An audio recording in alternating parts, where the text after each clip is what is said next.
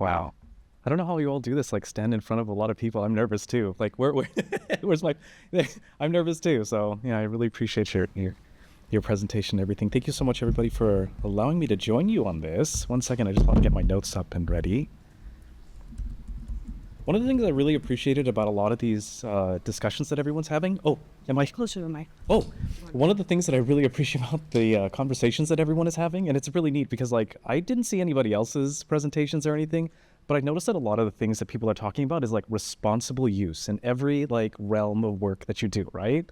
And this is kind of what I'm here to talk about. I don't know if there's any other student affairs folks around here. I know there's a lot of academic affairs. Yeah. So what I'm going to be talking about is how I use or how we use ChatGPT and generative AI in our work in student affairs. So thank you. What was really cool, oh no, that's not right.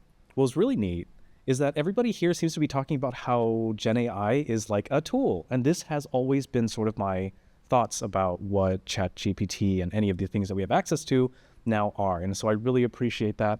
And what I tend to do is I use Gen AI as a process, and it doesn't act as a source for anything, right? It's not a place where I try to find meaning or interpretation or anything like that. In fact, I was going to mention later on in the thing that I have a script for just myself to keep myself in check, where it says, "You are a critical thinking coach for me. Do these things for me before you even input anything," right? Ask me 3 questions. Make sure that I'm checking myself, right? Because I know now that it's being integrated, it's a brand new tool for me too, right? So now that I'm integrating it into my own work process, I have to make sure that I'm keeping myself in check too, right?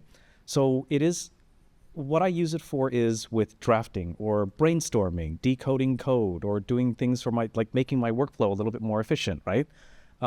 But what I wanted to say is that human judgment is always the central part of it. Because what I'm going to be talking about is a little bit something that I love to do is qualitative analysis, right? And we know that qualitative analysis is very, very subjective. And it requires a lot of checks, and there's a lot of context that ChatGPT just will not have, especially at our campus, right?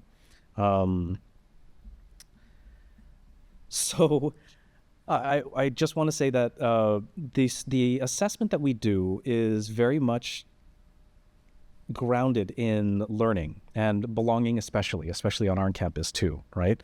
When a student describes how much of a program helped them grow, or these kinds of things that ChatGPT cannot capture are captured by us, right? Like the things like joy or curiosity or frustration or body language, things like that. ChatGPT can't capture any of those things.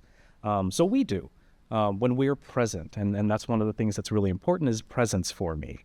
So this is when I describe what I think is the analog moment, when we are there, when we're actually in front of our students or in front of our coworkers and anyone that we're talking to. And now that I'm in front of all of you, right? So how it relates to qualitative analysis is the idea that I'm the one who is reading these quotes, right? Sure, I'll use ChatGPT to help me organize these quotes, but I'm not going to let it code. I'm not going to let it find patterns for me. I'm not going to let it make themes for me. I might have it organize the quotes in a certain way to make it a lot easier for my process, but it's not going to replace what I do when I am thinking about the kind of context that happens on this campus, right? So it cannot be, that kind of process can't be automated to me. And especially because I work a lot in the co-curricular space, those experiences require a lot of context. It is context heavy. The things that the students learn and the things that they get from the events or anything that they participate in, right?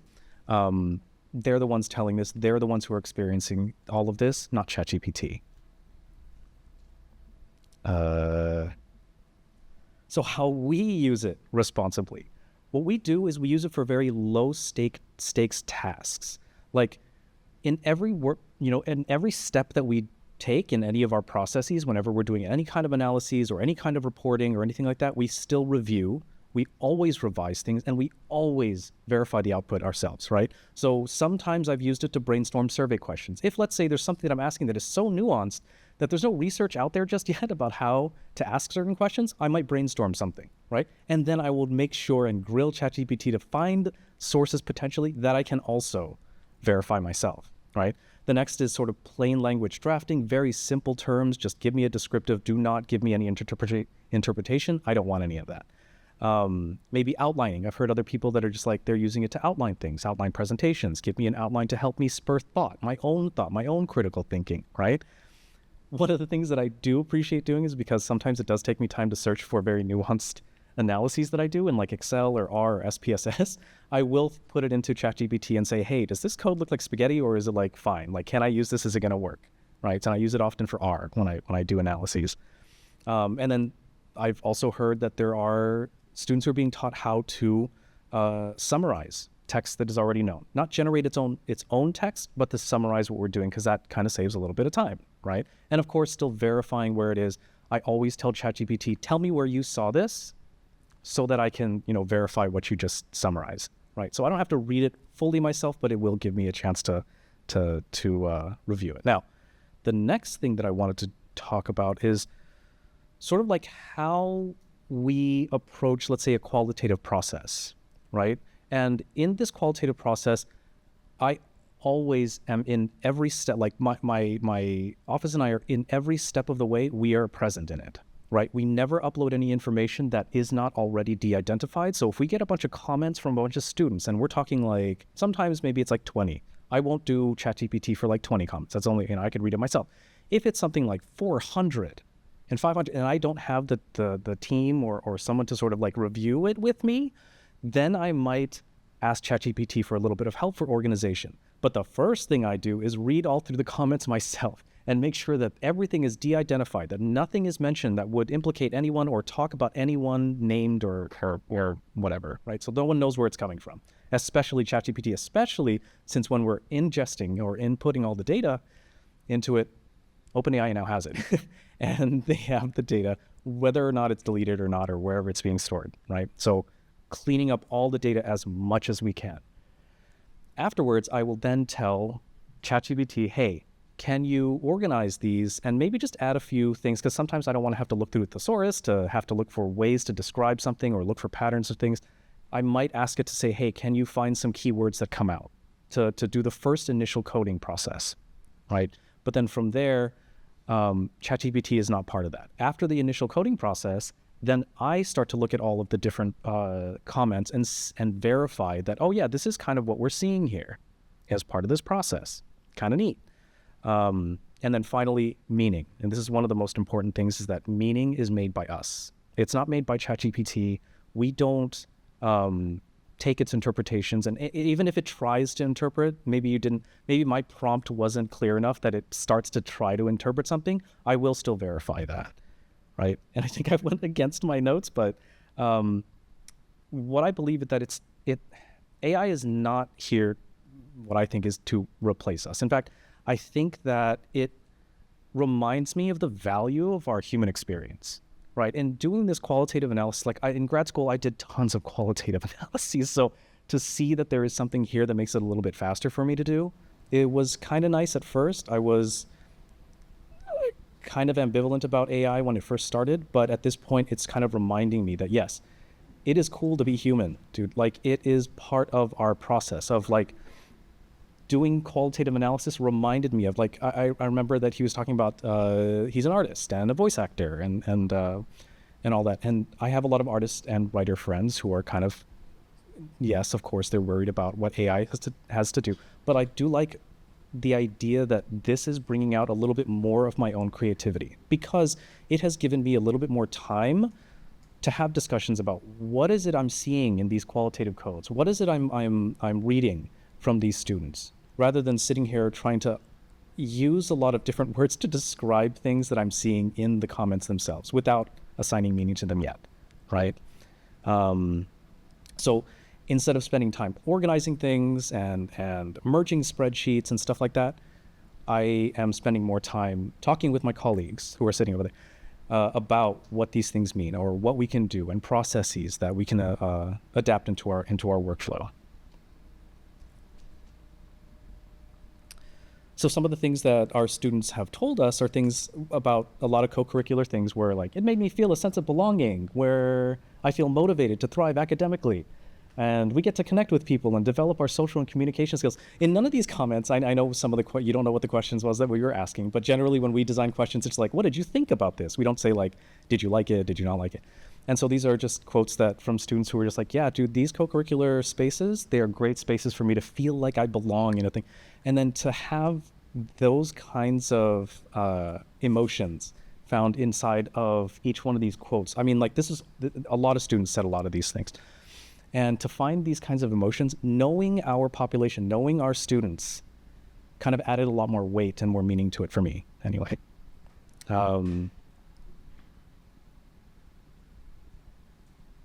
Yeah. I was just checking to see if I had any other things that I wanted to cover in this one. Here we go. So one of the things that we don't use it for, like I said, I think I've been peppering this in throughout the entire presentation, is we don't use it for interpretation. We don't code the student voice. We will try our best to make sure that anything that is quoted is coming straight from the students, whatever they write, whatever they say. What I loved hearing from my fellow presenters was what students thought, like how they experienced their coursework and how we're all adapting to that, to how students are going to, approach their own learning. And it's really cool. I wish I could take your courses because they sound really interesting. And then finally, this goes back to the idea of checking it. We don't have any unverified claims in any of our, because I remember, I forgot his name, the first presenter, he did mention the hallucinations.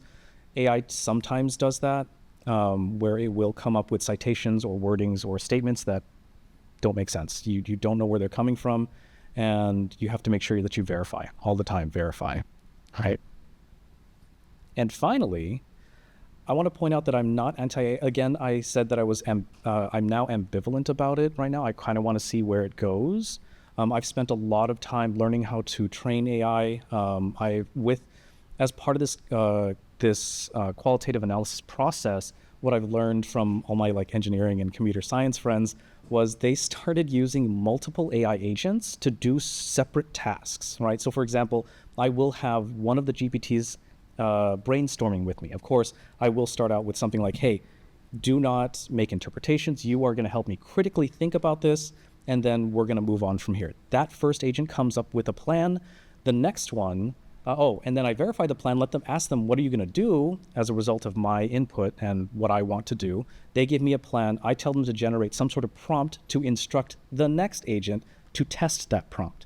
And then that testing of the prompt goes back to the original agent. Hey, did this work? Does this look good? Is this exactly how I was? Because I'm trying to remember a lot of things in the process. Did this work? Did it go how it was supposed to do? How it was supposed to work? How I said it was going to work? And then we kind of go back and forth from there. The final thing I do is I do it into sort of like a production mode where I'm not training a new model. I'm giving this brand new prompt that I'm trying to train this new thing to work with me on, and giving it to a new chat. So then I have 3 chats going simultaneously, and they're all doing separate things, right? Instead of having one chat, because then that one chat is going to remember everything that I've done, but I want them to work independently of each other, because then the testing and then the production part of it will end up being where it actually happens, right? Because if I start a new chat with the new qualitative information, then we'll have cleaner results, right? So one of the things that I mentioned before too is that I do also have that critical thinking coach for myself if I do need to have some ideations and I don't have anyone else to talk to about it.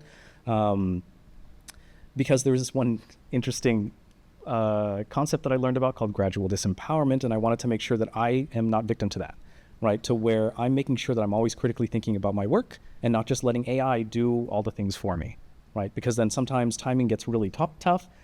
We have a lot of projects that we have to do simultaneously. I want to save some time, but I don't want to fall into the trap of just letting ChatGPT do it for me, right? And so I have my own checks along with the checks that I make sure that ChatGPT has within itself.